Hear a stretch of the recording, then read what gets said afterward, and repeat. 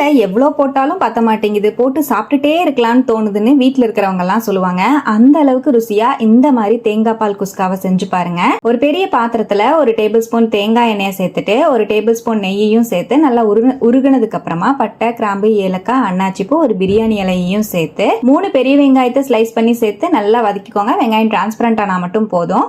ஒரு table spoon இஞ்சி பூண்டு பேஸ்டையும் சேர்த்து பச்சை வாசம் போற மாதிரி நல்லா வதக்கி விட்டுட்டு 5 பச்சை மிளகாவையும் சேர்த்து நல்லா வதக்கி விட்டுட்டு கொஞ்சமா புதினா தலை ஃபிளேவருக்காக ஆட் பண்ணி நல்லா மிக்ஸ் பண்ணி விட்டுக்கோங்க. இந்த மாதிரி கலந்து விட்டதுக்கு அப்புறம் இந்த கிளாஸ்ல 2.5 கிளாஸ் அளவுக்கு பாஸ்மதி அரிசி ஊற வச்சிருக்கேன். அதே கிளாஸ்ல 4 கிளாஸ் அளவுக்கு தேங்காய் பால் சேர்க்கணும். 2 கிளாஸ் திக்கான தேங்காய் பாலும் 2 கிளாஸ் அளவுக்கு தனி தேங்காய் பாலும் சேர்த்து ஒரு டீஸ்பூன் கல்லுப்பையும் சேர்த்து நல்லா மிக்ஸ் பண்ணி மூடி போட்டு வச்சிருங்க. நல்லா கொதி வந்ததுக்கு அப்புறமா ஊற வச்சிருக்கிற அரிசியை தண்ணியை வடிச்சிட்டு சேர்த்துட்டு நல்லா மிக்ஸ் பண்ணி மீடியம் ஃப்ளேம்ல 5 நிமிஷம் விட்டுருங்க. பாலும் அரிசியும் ஈக்குவலா வந்ததுக்கு அப்புறமா 15 நிமிஷம் ஸ்லோ ஃப்ளேம்ல அப்படியே விட்டுருங்க. அவ்வளவுதான், ரொம்பவே டேஸ்டியான தேங்காய் பால் குஸ்கா சிம்பிளா ரெடி ஆயிடும். கடைசியா நறுக்கின மல்லித்தலை தூவிட்டு சுட சுட சர்வ் பண்ணுங்க. நான்வெஜ் கிரேவி, வெஜ் கிரேவியோட எல்லாம் வச்சு சாப்பிட செம்ம அல்டிமேட்டா இருக்கும். ட்ரை பண்ணிட்டு எப்படி வந்ததுன்னு கமெண்ட்ல ஷேர் பண்ணிட்டு நம்ம பேஜை ஃபாலோ பண்ணிக்கோங்க. தேங்க்யூ.